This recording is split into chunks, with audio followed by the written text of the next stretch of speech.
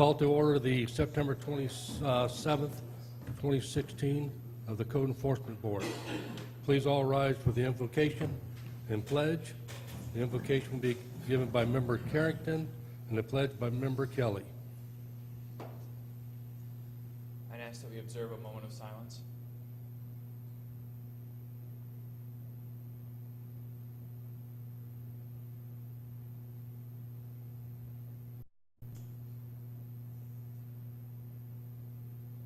Amen. I pledge allegiance to the flag of the United States of America and to the republic for which it stands, one nation, under God, indivisible, with liberty and justice for all.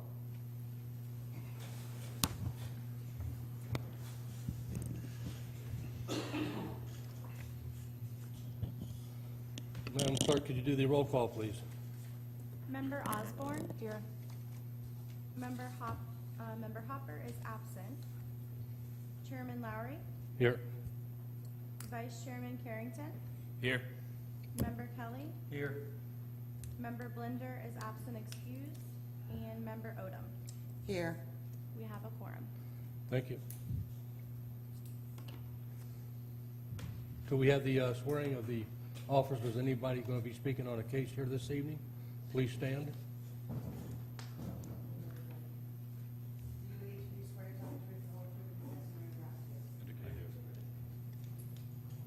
Is there anyone here to speak about anything but a case we're going to be hearing this evening? If not, if you could please silence your cell phones, and we do appreciate it. Could we have the consent agenda, please? Good evening, Mr. Chairman and board members. I'm Doug Gaines, Assistant Director of Support Services. We've got quite a lengthy list here. It won't fit on the screen here. For dismissal or incompliance, we have 16-088, 16-089, 16-090, 16-095, 16-096, 16-097, 16-098, 16-101, and that's going to be a redo, so we'll bring that back to you next month. 16-103, 16-108, 16-109, 16-110, 16-111, 16-112, 16-113, 16-114, 16-117, 16-119, 16-122, and then for continuance we have 16-104 and 16-116.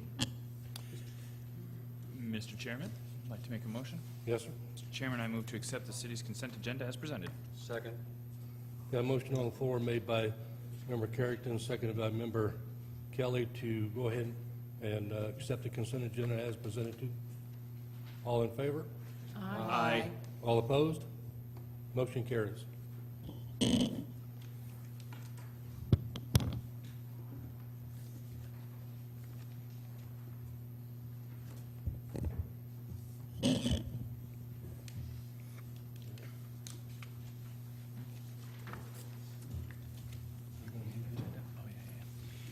Mr. Chairman, at this time I'd like to make a motion. Yes, sir.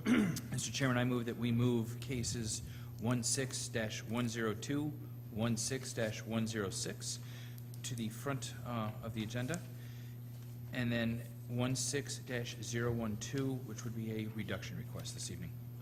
Second. That would be the third one. Yes, sir, it would. Okay, we have a motion on the floor made by Member Carrington, seconded by Member Kelly, to move cases 16-102, case number 16-106, and case number 16-012 to the front of the agenda, and then revert back to the original agenda. All for? Aye. All opposed? Motion carries. Case number 16-102. Officer Diaz. Hello, board members.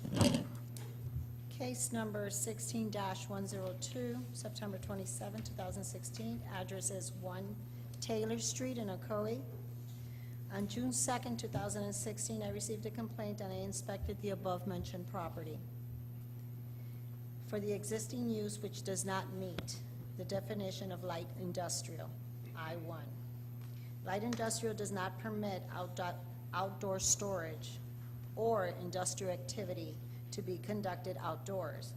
However, upon inspection, I observed a fenced area being used as outside storage for large rows of conduit, bucket trucks, and other underground wiring, construction materials in an I-1 zoning district. And we have your exhibits.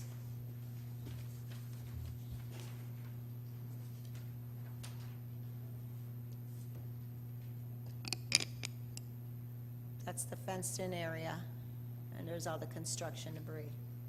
On July 5th, 2016, a notice of code violation was mailed to the property owner, Jimmy F. Sills, at 205 South Lake Shore Drive, Ocoee, Florida, 34761, as identified by Orange County Property Appraisal for the violation of ordinance number on the Land Development Regulations, Article 2, Section 2-4, in the zoning I-1, light industrial, number 160.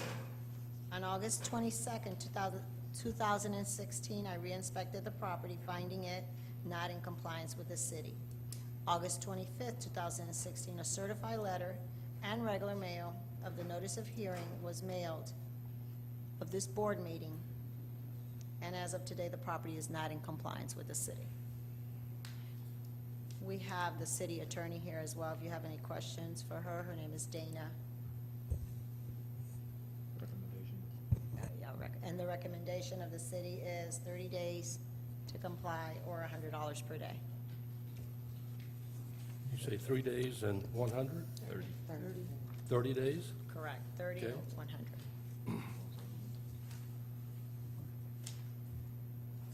Any questions for the officer from the board?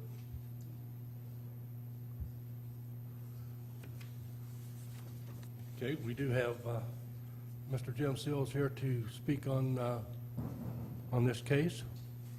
If you could, Mr. Sills, could you please state your name and address and current address and your associate with this I'm case, Jim please. Sills, 205 South Lakeshore Drive, Ocoee. I'd like to speak on this matter. I purchased this property June of 1984. At that time, the property was being used as outdoor storage. And for 32 years, it's continued to be used as outdoor storage.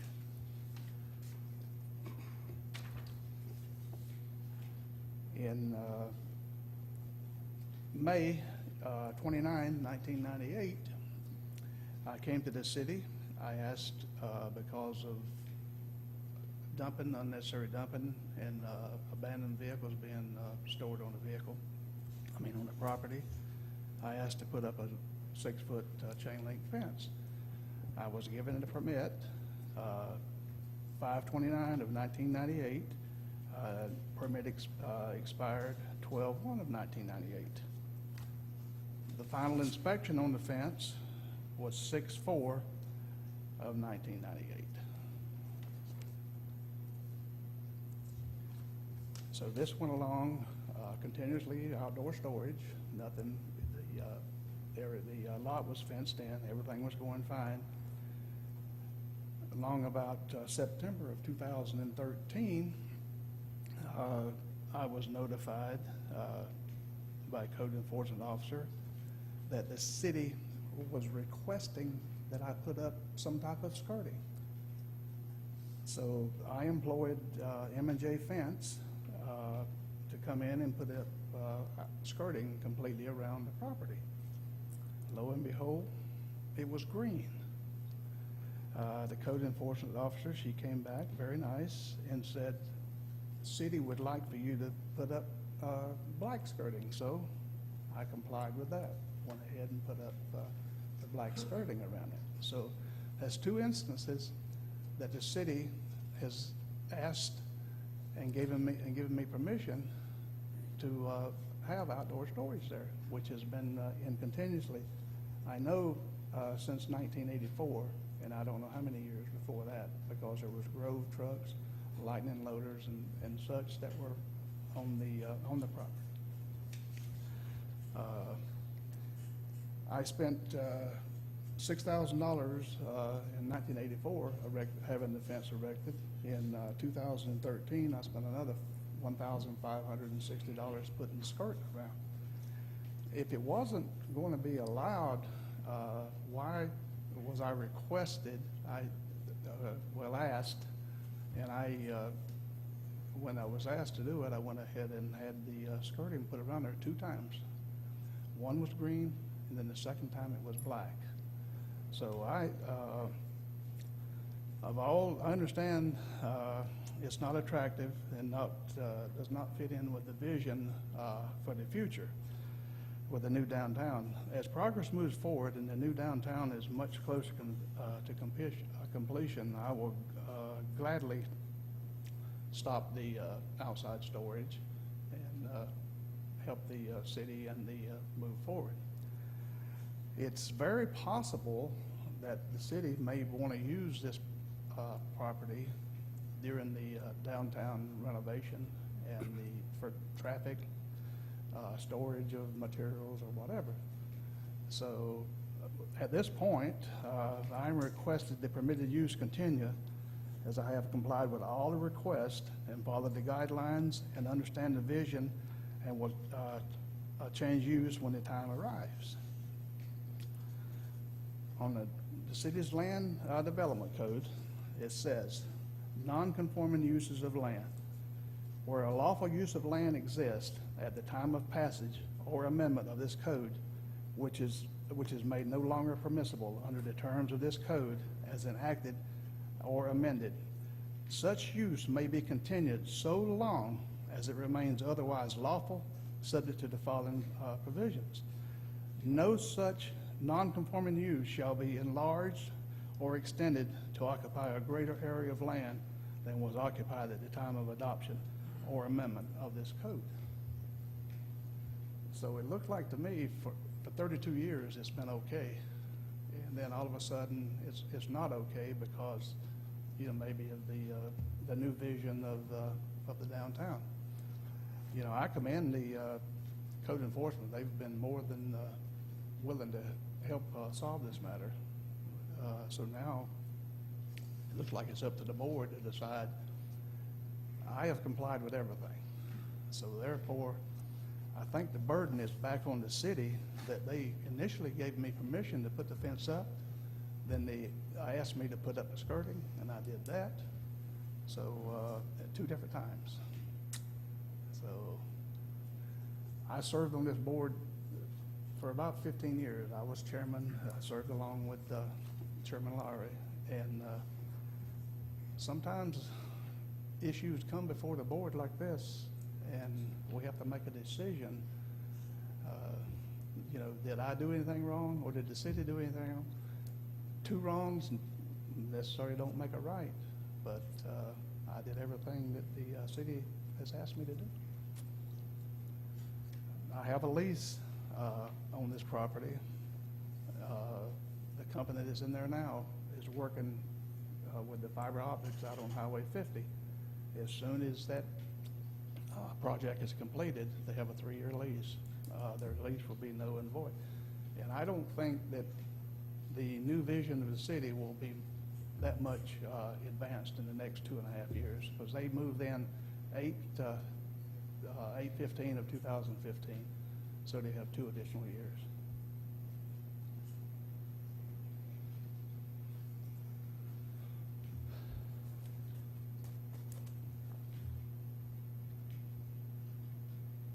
Question. Go ahead. Mr. Sills, were you notified in advance that the permissible use of this land was going to change, or the status of what would be permitted on this land was going to change? No.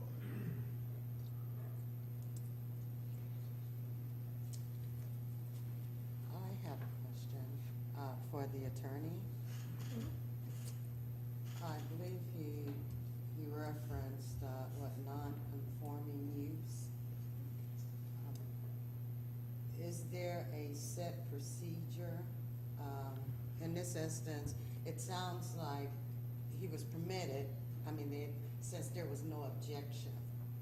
But was there ever anything, is there a procedure in place where he gets something in writing? That can depend.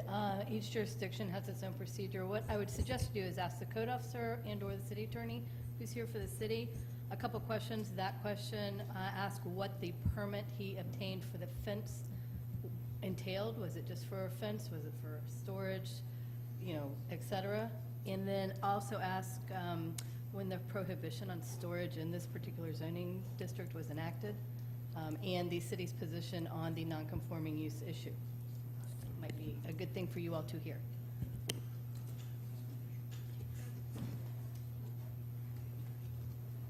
Well, the actual storage, She's okay. Huh? Oh, okay. Please. Go ahead, please. Yeah, Dana Crosby Collier, I'm an assistant city attorney for the city of Ocoee.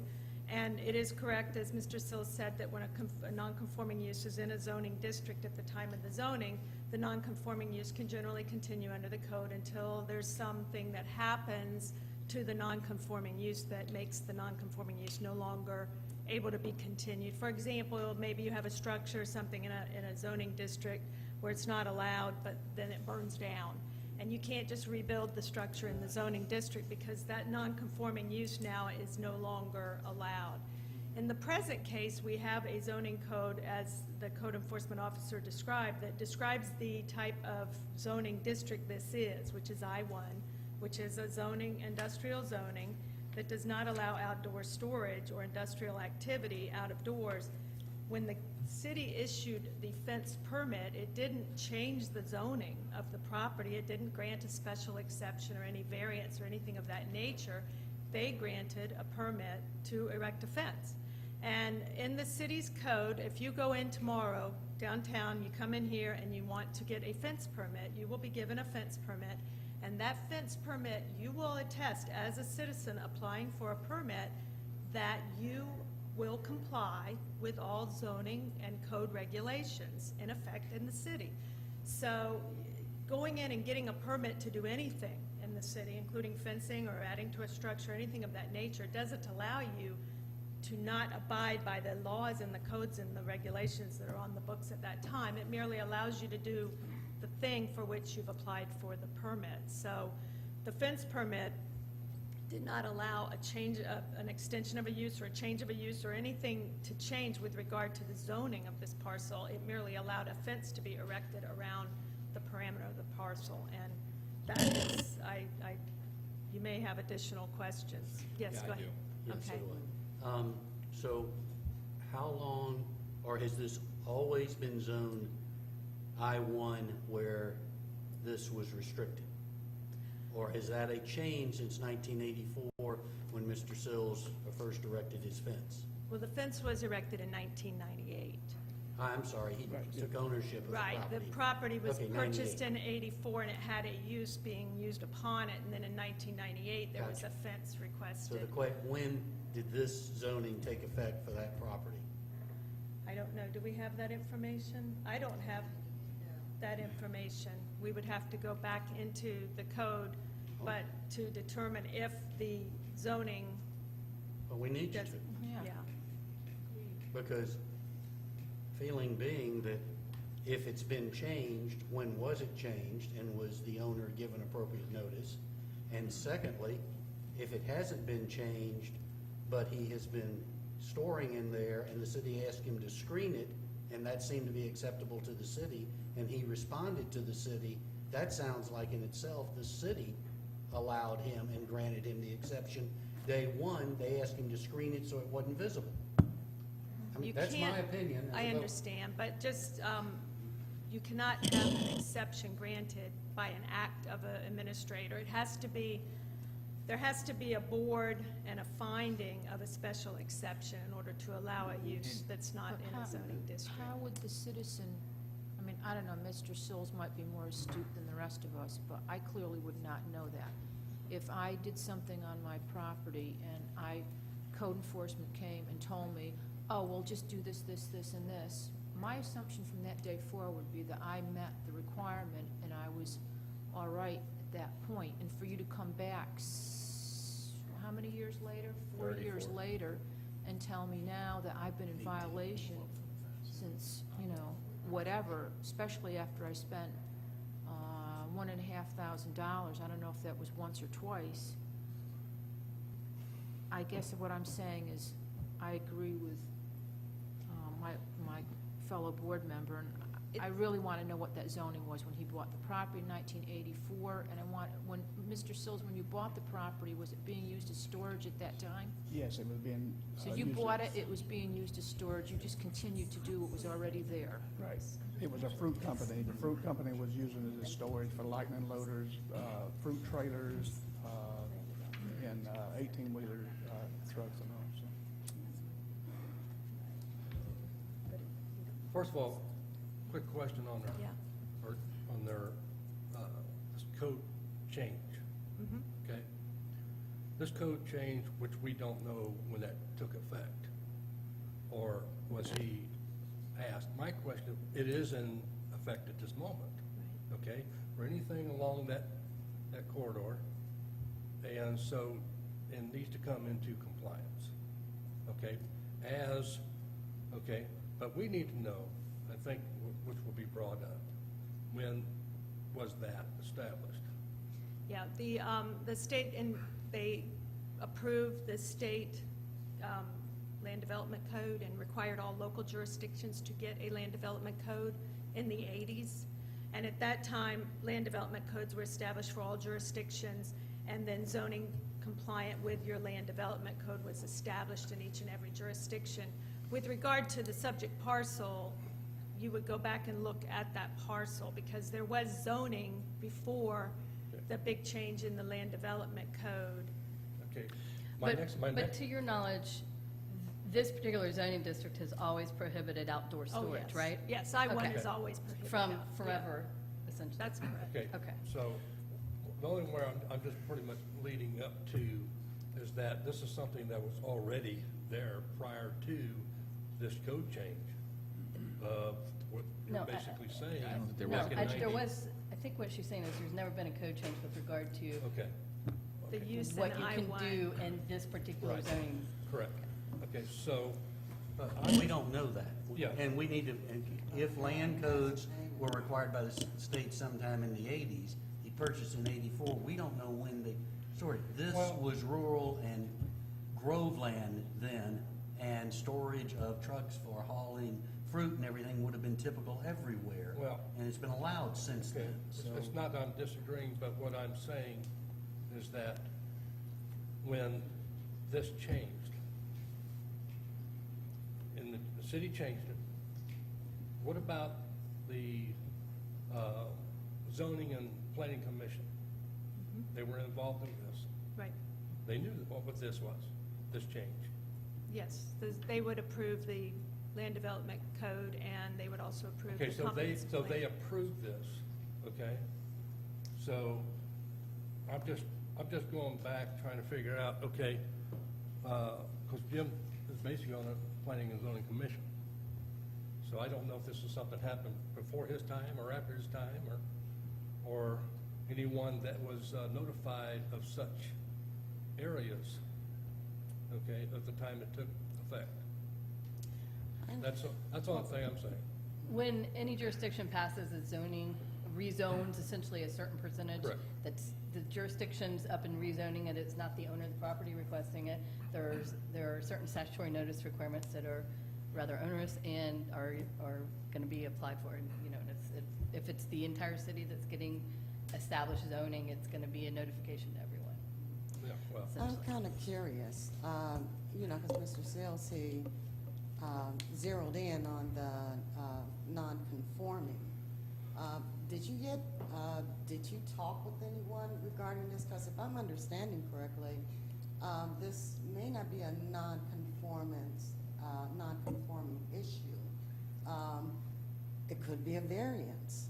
But, I mean, who did you talk with to reach that conclusion about non-conformance? Who did I talk to? Yes. I've only talked to the officer. I've been down to City Hall trying to find out when the land development code, when it changed. It's vague. No one can actually tell me when it changed, and if it changed, why the property owners along Taylor Street were not notified. So the attorney, I know, have you been able to determine when any of this happened? We have not been consulted on the non-conforming use issue. But we can definitely go back in the records and find out when, track back because that is, as the commissioners mentioned, there's not, it's a valid thing. A non-conforming use is a valid defense in an action, but it also has to be determined to be the issue with the property. If in fact it is a valid and legal non-conforming use, that's one issue. But to another comment and question of the members, frequently variances and special exceptions come to a city or a county's attention because of a code enforcement action. And you're right, all citizens don't realize that something may be wrong with their use of their property, and then someone complains or there's an issue, and code enforcement goes out, and at that time it is not uncommon for someone to seek a special exception or a variance or dock permit if you're in Orange County. Many things of that nature you see people come in to get in response to code action. So that's not uncommon that people will use their property in a way that's not allowed in their zoning designation, and then there has to be remedial action taken by the property owner in And- order to correct that. And to that point, I would agree that certainly is a valid statement. However, I'd like to caveat that with this particular fact pattern, and that is what is somewhat concerning based on the limited testimony that we've heard so far, and that is that on at least 2 occasions, it's been reported that code enforcement approached the property owner asking for fencing, asking for skirting. My question is, if the city, through code enforcement, is interacting with the property owner at the time, and clearly this is a very visible use of the land, how did that not get raised then? And why are we, I get from '84 till we started interacting with the property owner, nobody may have paid any attention to this, but when it did surface, and we asked for fencing, and we asked for skirting, my understanding, or my view at least at this point, based on what we've heard so far, is that the city understood what was going on in the property. If the city's making the request, hey, Mr. Sills, you need a fence, we want skirting around it, I'd argue the city had constructive knowledge of what was occurring at the property at that time, and it doesn't sound like this was raised at that point in time. So that is somewhat troubling for me with this fact pattern. And 2, I think we do need to understand when what was the land development limitations imposed in the 80s. How does that fit with the timeline of acquisition of this property? What was occurring on the property at time of ownership and so forth? Because to your point, it might be a permissible defense for a non-conforming use of the property, but then again, it may not be. And I think that we need to give both parties the opportunity to come back with those facts. So at this point, I'm leaning towards moving that we continue this case until we can get such facts presented to us. Or let me, Mr. Sills, when did you say your current tenant's lease is up? It'll be, as soon as it'll be actually August of 2018. So August 2018, 18. 2 year, They had a 3-year. 23 months from now. Right, they moved in August, so they've been there 13 months. Just a clarification for the city attorney, you said it's always been I-1, this particular parcel, and it's never allowed outside storage? I-1, we know that the I-1 category in the city's land development code has never allowed storage. That would be a more intense industrial use. We also don't really know what this property looked like in 1998. We're looking at pictures that were taken 3 weeks ago. So to assume it that when a code enforcement officer walked up, it looked like that in 1998 isn't necessarily accurate. We really have no idea, absent pictures. And that's fair, but I would say that's a double-edged sword. While we can make the argument that the city may not have understood the property, we could also make the argument that, to your point, we didn't know what it looked like. It is quite possible that there would be Yeah, we have no very idea. blatant or very obvious indications of what was on the property, especially if they were asking for a fence. So I would argue, to your point, yes, and that's why I think, I personally would prefer to give deference to both parties and see if we can clear up some of those answers that are still outstanding. But the only thing is that we do have a violation. Well, we Okay. don't know Well- that we have a violation. I know that. But there may be a defense to that. Correct. And so at this point, Mr. Chairman, I'd like to make a motion. In the case of 16-102, I move that we continue this case until next month's docket, permitting, I'm sorry, October 25th? that we continue this case until October 25th, at which time both parties can present additional information as requested by this board this evening. And that's 2016. 2016, I'm sorry. My bad. Second. Okay. We have a motion on the floor made by Member Carrington, seconded by Member Odom, that we go ahead and continue this case until October 25th, 2016, so both parties can come back with more, to me, evidence to state each one's case. And so, any other discussion? All in favor? Aye. All opposed? Motion carries. Thank you very much.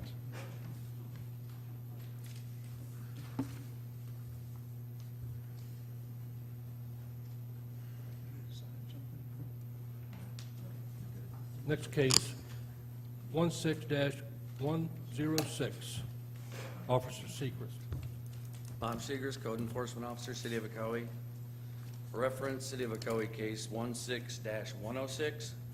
The location of the violation is 558 Paleo Court, Ocoee, Florida. It's a citizen complaint and an occupied property.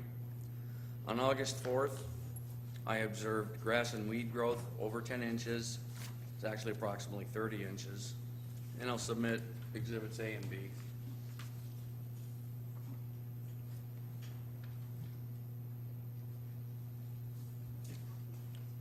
Also on August 4th, a notice of code violation was issued and mailed to the property owner as identified by Orange County tax records as Dax E. and Shannon Russell.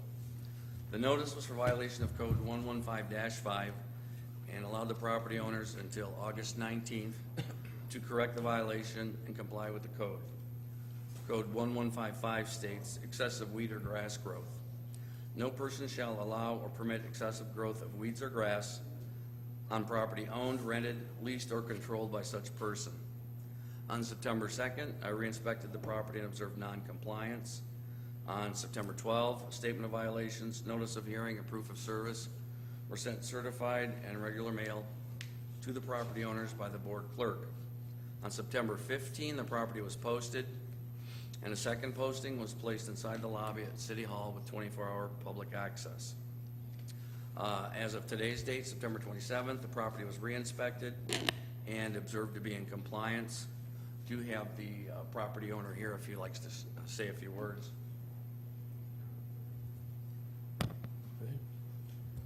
Okay. By being in compliance, Mr. Russell? Yes, sir. You have something that you want to present to the board? No. Okay. Then what's the board's pleasure? Mr. Chairman, I'd like to make a motion. Yes? I'd like to make a motion in case number 16-106,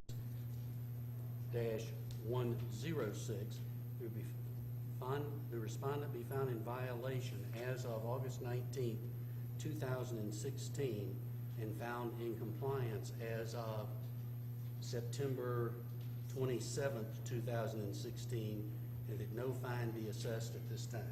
I'll second that. Okay, we have a motion made by Member Kelly, second by Member Osborne. In case number 16-106, that the defendant be found in violation cited as of August 19, 2016, and came into compliance as of September 27th, 2016, and no fine be assessed at this time. Any discussion? All in favor? Aye. All opposed? Motion carries. Mr. Chairman, did you want to explain the repeat violation status, or just want me to tell them later? Well, I think that's what we did. But they found you in violation, sir. So if it happens again, you'll be within the next 5 years, you'll be treated as a repeat violator, which means they can fine you up to $500 a day from the date the code officer observes the repeat violation. Thank you. Case number 16-012, Officer Loeffler. This is going to require a motion to hear the reduction request. That's, okay. So, Mr. Chairman, at this point, I'd like to make a motion. Yes, sir? Mr. Chairman, I move that in case 16-012, the board hear the reduction request. Second. Yeah, I forgot this was a reduction. We haven't heard one in a while. Okay. Okay, motion on the floor made by Member Carrington, second by Member Kelly, to go ahead and hear case 16-012 for reduction of fine. All in favor? Aye. All opposed? Motion carried. Officer Loeffler. One of the reasons you haven't heard these in a while is because of the city's lien reduction and amnesty program that's been in place. If the board will recollect, this property has been a nuisance, creating a blighted effect upon this neighborhood and the overall city starting in April 2014, including many visits by state, county, and local law enforcement and our own code enforcement staff. Many hours of documentation, photographs, and numerous reports. Each visit always involved undercover agents visiting and making purchases, additional manpower visits, photographs, arrests, searches. The total fine amount at this property is $58,750. With the city commission and the program they enacted, it provided for an 85% discount of the total fine amount, or 15% of the value on record of the property. I have Exhibit A.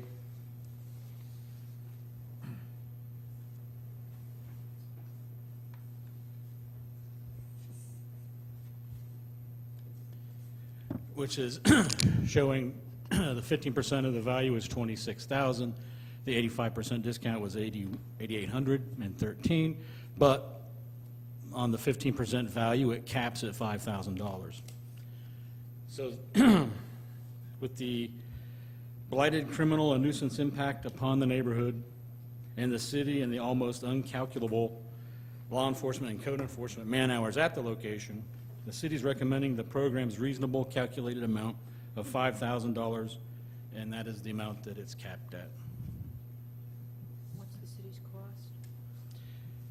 We don't have, we could get a city cost, but Well, you're just basically asking for this It- 5,000. Here. just based on past history, it's usually anywhere from $1,200 to $2,500. This one would probably be higher than the $5,000 calculated cost. Correct. And the city commission enacted the program for a reason, so we'd like to recommend the $5,000.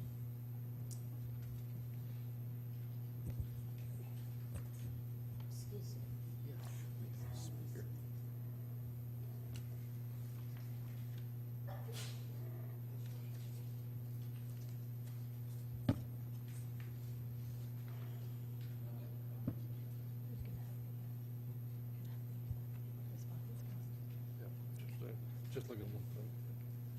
Okay, we have someone to respond to this case. How, Dana Nielsen? Huh? Yes, sir. Mr. Mayor? Yes. Were you sworn in? Did you get sworn in earlier? No? Well, we'll swear you in then.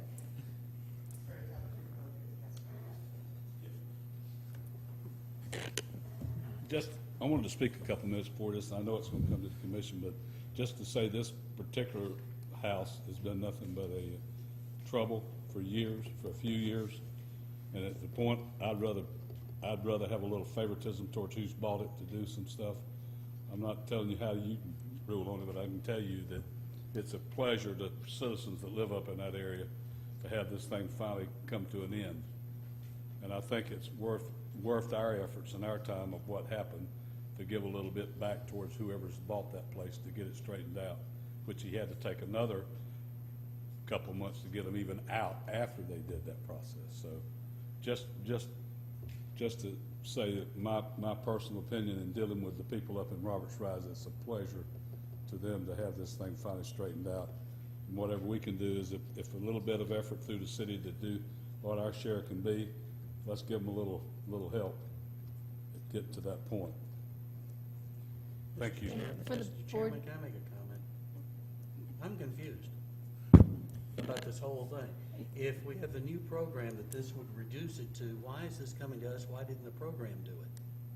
because I think the property owners will explain that, they wanted to request a reduction further from the program reduction.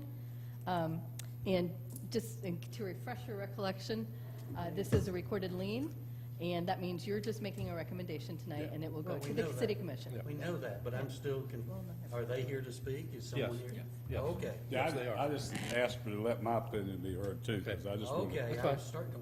No. All right, thanks, Mayor. We do have a Dana Nielsen. That was the previous owner on Brandon Root. Okay, well, that's what I have. Oh, okay. I'm going by the docket, but, okay. Please come up and state your name and address and your relation to this case, please. Hi there, my name is Brandon Rue. I'm the owner at 716 Kelly's Cove here in Roberts Rise. I purchased the property June 14th, okay? It was a public auction. And you know, as many of you know, this has been a troubled property in the neighborhood with, you know, as he mentioned. And you know, we've talked to many of the residents in that neighborhood, and since, well, let me just say this: when I bought the property, you know, major problem with the previous owner, a lot of drug use. There was multiple arrests even after I purchased the property, and we had the police out there countless times. I was trying to give these people money just to move out of the house. They wouldn't take the money. I ended up having to, it took me 2.5 months to get them out of the property from that time, which was additional attorney's fees, obviously carrying costs. You know, I didn't even realize the extent of the damage. I mean, there was literally trash all the way to the top of every room in that house. It was the most disgusting thing you could ever imagine. Since that time, finally we got them out mid-August, got everything cleaned out of there, and since then we've completely we've painted the outside. I brought a picture of I don't know if I can show here, but this is one of the last pictures when right before we started the renovation. I mean, that was just a sample of just trash after trash, but here's what it looks like today. There's still quite a bit of work with the landscaping and whatnot, but here's what it looks like today.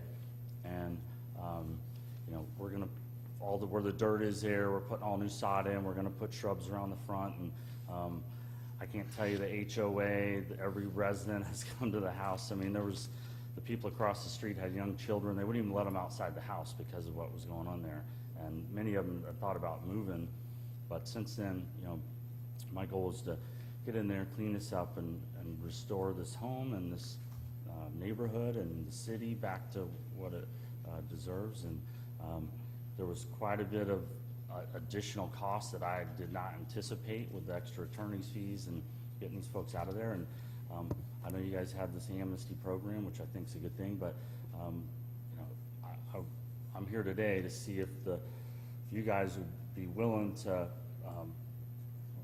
hand it over to the commission to see if they'd be willing to give a further reduction from the 5,000 based on what I've done with the property and getting this thing cleaned up and with additional costs. So, I'd appreciate, some consideration in that, and, I feel like that, based on the circumstances, it's certainly warranted, consideration. So, thank you.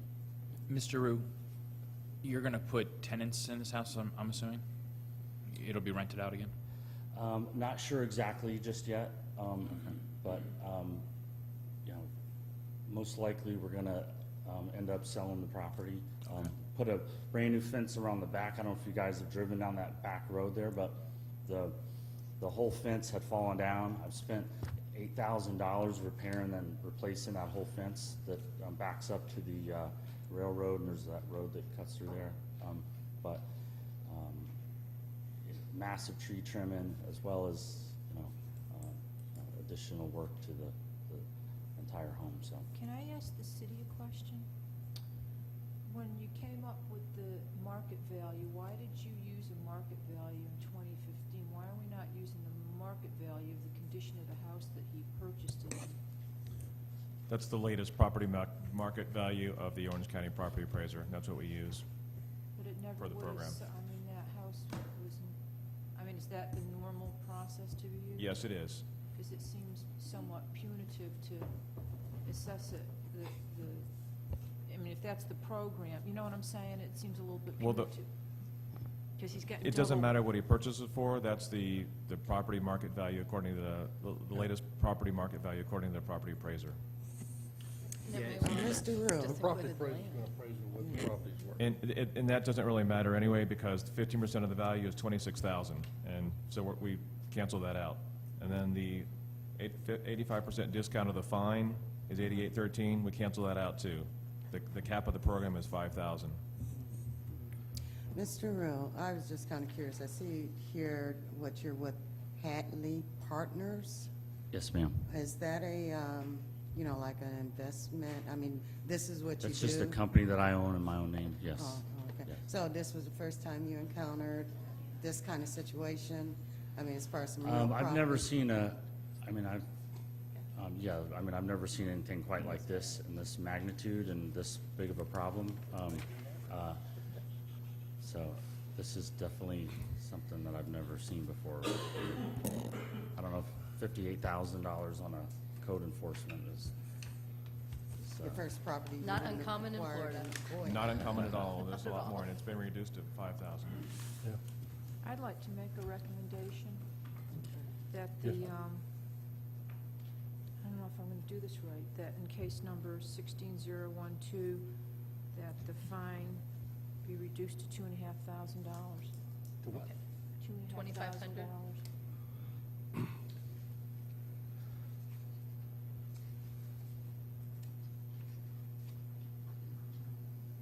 Okay. Any second? Okay, we fell for lack of a second. Um, Okay. I would like to make a motion. Yes, ma'am? In the case of 16-012, I would like to recommend that the fine be set at $5,000. Second.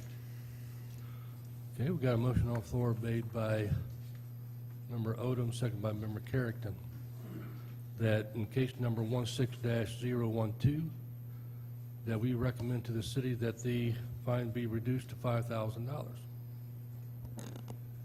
Any discussion? All in favor? Aye. All opposed? Motion carries.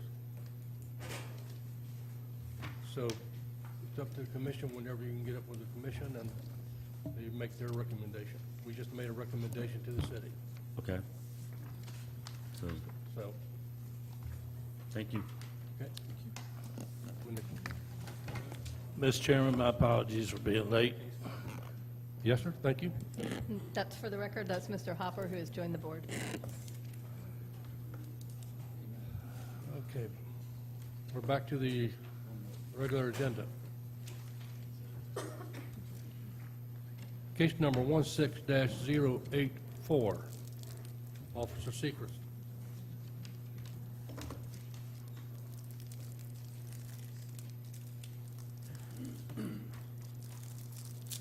Bob Seegers, Code Enforcement Officer, City of Ocoee. Reference City of Ocoee, case 16084.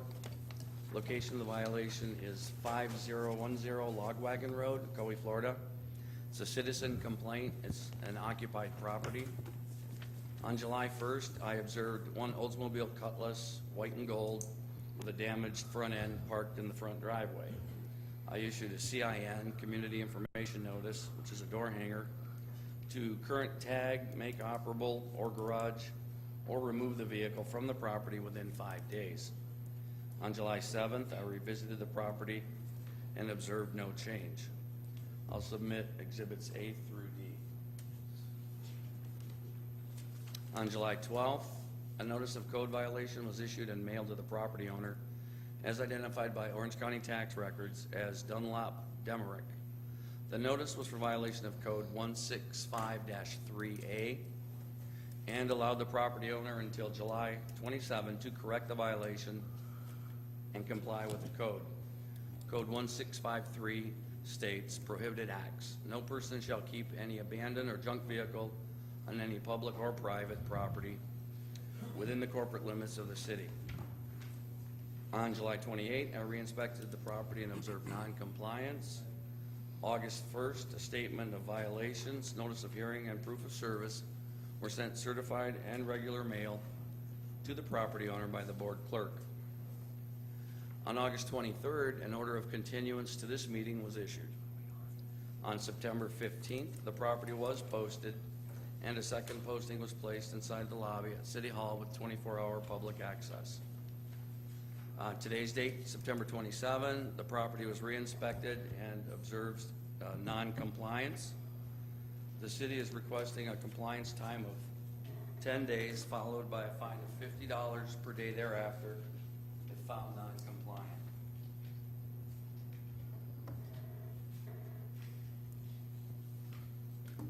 Any discussion?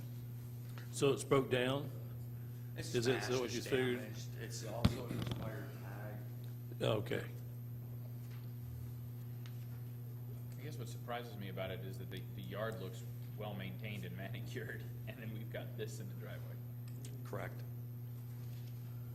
The gentleman did call just prior to last board meeting and said he was still waiting on an insurance claim. I have a feeling it's been there quite a while.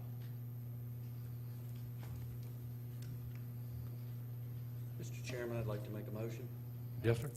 I'd like to make a motion in case number 16084 that the respondent be found in violation as cited as of July 27th, 2016, and be given until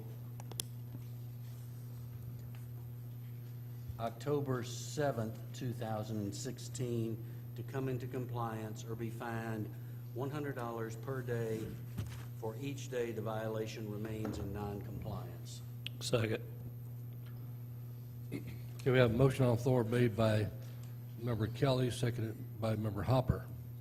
In case number 16-084, that the defendant be found in violation cited as of July 27, 2016 for code violation 165-3A, and to come into compliance October 7th, 2016, or be fined $100 per day per violation as long as the violation remains in noncompliance.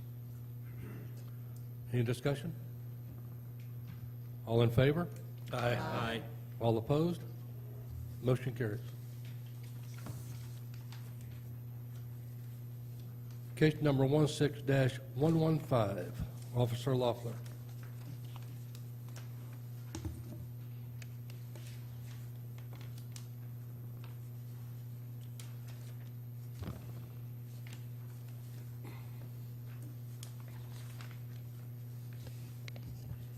Case number 16-115, 805 Spring Lake Circle.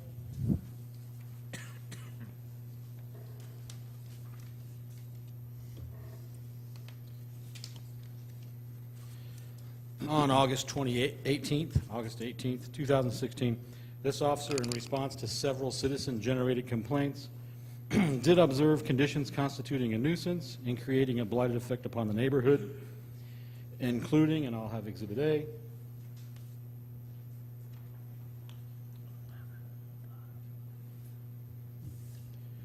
You can see a flat tire in the pickup truck. You can see junk and debris and tires in front of the pickup truck.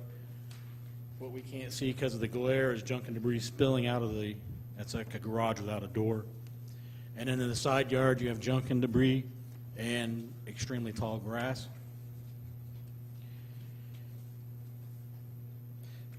Including junk, trash, and debris littering the driveway, side yard, and spilling out from an open garage. Tools, car parts and tires, old appliances, a vehicle with a flat tire, tall weeds and grass. Occupants exited the home, and in conversation, a verbal warning was provided with a promised cleanup.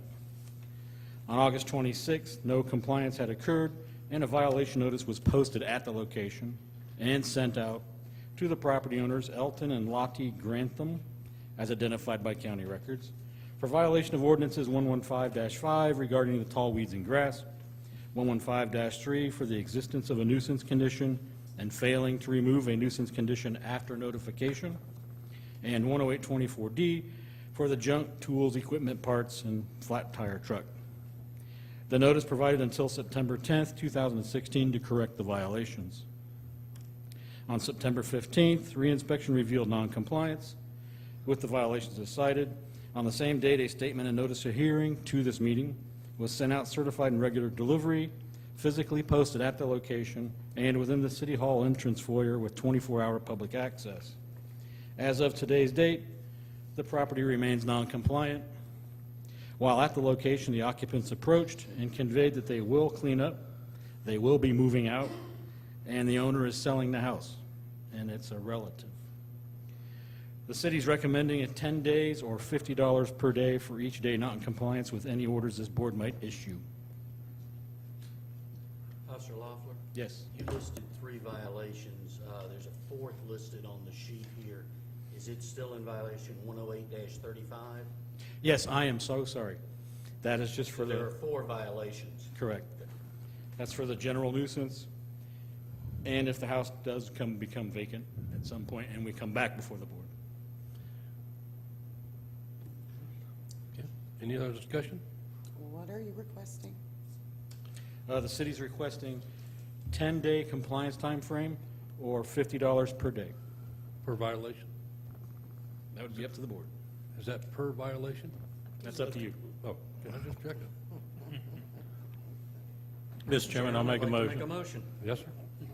I'd like to make a motion in case numbers 16-115 that the respondents be found in violation of Article 108-24D, 115-3, 108-35, 115-15 as of September 10th, 2016, and given until October 7th, 2016 to come into compliance or be fined $50 per day per violation for each day the violations remain in noncompliance. Second.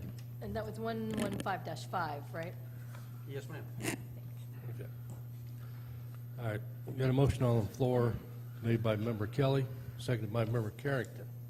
In case number 16-115, that the response be found in violation cited as of September 10th, 2016 for code violations 108-24D, 115-3, 108-35, and 115-5, and to come into compliance as of October 7th, 2016, or be fined $50 per day per violation as long as the violation remains in noncompliance. Any discussion? All in favor? Aye. All opposed? Motion carries. Thank you.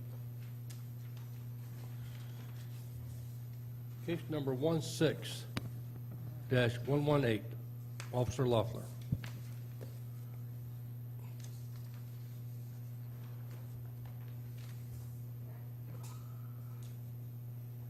One 16118 is 1104 Doreen. On August 30th, 2016, this officer, while on another call in the area, did observe extremely tall weeds and grass growth and some bedding, bags of mattresses scattered, mattresses and bedding in bags, scattered around the front corner yard visible from the street. Both conditions constituting a nuisance and creating a blighted effect upon the neighborhood and the overall city. If the board recalls, this is a vacant, boarded-up property. On the same date, a violation notice was posted at the location and sent out for violation of 115-5 regarding the tall weeds and grass, 115-3 for the existence of a nuisance condition and failing to correct the nuisance condition after notification, 108-35, which allows for the Code Enforcement Board to allow the city to initiate compliance if it so chooses for a nuisance condition. The notice provided until September 14th, 2016. On September 15th, reinspection revealed noncompliance with the codes as cited. On the same date, a statement and notice of hearing was sent out certified and regular delivery, physically posted at the location, and in the City Hall foyer with 24-hour public access. As of this date, the property remains non-compliant with the codes as cited. The city is recommending a 10-day compliance time frame or forfeit $50 per day for every day not in compliance with any orders this board might issue. Additionally, the city is requesting any order to contain a provision allowing the city to abate the nuisance and recover the cost. Officer Loeffler? Yes, sir. Is this not a repeat violator? There are set fines, but none accruing on this property, and we just wanted swift abatement, so That's not, is it a repeat violator in the last 5 years? it might be. It wasn't Not- noticed not that way, for though. these, Not for these Okay. particular violations. I know the name is very familiar. Yeah. The address and the name should be the very. address and name. This is a repeat violator Yeah, I've seen the name several in the times. last year. Not for this particular violation, though. I didn't think that was a requirement. Yes. Is it? Same violation, same violator. It can be a different property. So, well, yes, you can take into consideration that you know this name. and Same this- property, same, No, same violator, same violation, okay. code section. Is this a different property? Or is it Doesn't the It's a matter. different violation. I think these are different violations. You're just seeing, I don't think so. But if I may Lighting interject, condition, I think, has been called every time. if I may interject, the neighbors are very upset about this, and we want to abate it as quickly as What possible. difference will that make if we didn't make this but it has to We get don't want noticed any as a fines. repeat violation in order Accruing. to treat it that way, okay? I think what he's saying is it's going to get cleaned up maybe the day of your compliance order. So, Mr. Chairman, I'll make a motion if we're done. Yes, sir. In case number 16-118, that respondents be found in violation as cited on September 14, 2016, and be given till October the 7th to come into violation, or be fined $150 per day per violation as long as the violation stays in noncompliance, plus authorize the city to abate the property as needed and assess the fine back to it, the cost back to the fine. Second. Okay, we have a motion on the floor made by Member Hopper, seconded by Member Kelly. In case number 16-118, that the respondents be found in violation as of September 14, 2016, for code violation 115-3, 108-35, and 115-5, to come into compliance by October 7th, 2016, or be fined $150 per day per violation, as long as the violation remains in noncompliance. And also to authorize the city to abate the nuisance and add the cost to the fine. Any discussion? All in favor? Aye. All opposed? Motion carries. Thank you. Okay. Other business. Case number 16-083, Officer Sechrist. That property is 6712 Lumberjack. The board gave respondents till September 16th to comply or be fined $100 per day. They complied September 14th, 2 days ahead. Affidavit on file, no further action required. Okay. Thank you. Case number 16-087, Officer Loeffler. 327 Little Iris Court. If the board will remember, this is where the side block, pedestrian traffic and kids walking to school was blocked. Also, the yard became overgrown. It is non-compliance. Somebody did attempt compliance, I think with a weed eater or something, but it's real hard to see with this glare. The grass is very tall in most of the areas. They didn't even address the back. And the sidewalk, they cleared some of the vegetation, but it's still underneath the dirt. So, in the city's opinion, non-compliance, order imposing fine and lien. As of, September 7th? okay, Mr. Chairman, I'd like to make a motion. yes, sir. In case 16-087, I move that we impose fine as of September 7th, 2016. Second. Okay, we have a motion on the floor made by Member Carrington, seconded by Member Hopper. In case number 16-087, that we go ahead and impose fine as of September 7th, 2016. Any discussion? All in favor? Aye. All opposed? Motion carries. We have now finished the agenda. Now time for comments. Madam Clerk, No comment. Member Odom, No comment. Member Kelly, Just like to thank everybody, looking at the number of in compliance. Great job, guys, that's just unbelievable. I thought we'd be here till midnight tonight looking at this when you all dropped it off. Member Carrington, Great job, as always, to all the staff and officers. Also, kudos on the amnesty program. It works. We see it working. And I know we had a homeowner who wanted to see it reduced further, but I think the program is there for that purpose. And certainly in this case, I think the board's decision was right, given the extensive costs invested by a lot of agencies over time. our great attorney. Nothing for me. Have a good month. Member Osborne, No comment. Member Hopper, Yeah, once again, apologies for being a little bit late there, but I do think the amnesty is a good program, and I think it's working well, and I think we need to continue it, so well done. Officer Loeffler, No, sir. Officer Sechrist. Yeah, great job for Officer Ed. He had a ton of cases, and also the board clerk for getting all that compliance. Very good. Absolutely. It's coffee. It's the games. No comment. Well, I tell you, I've seen something that I like seeing. Different things. I think the city is moving extremely forward to the best interest of the city and the residents within it.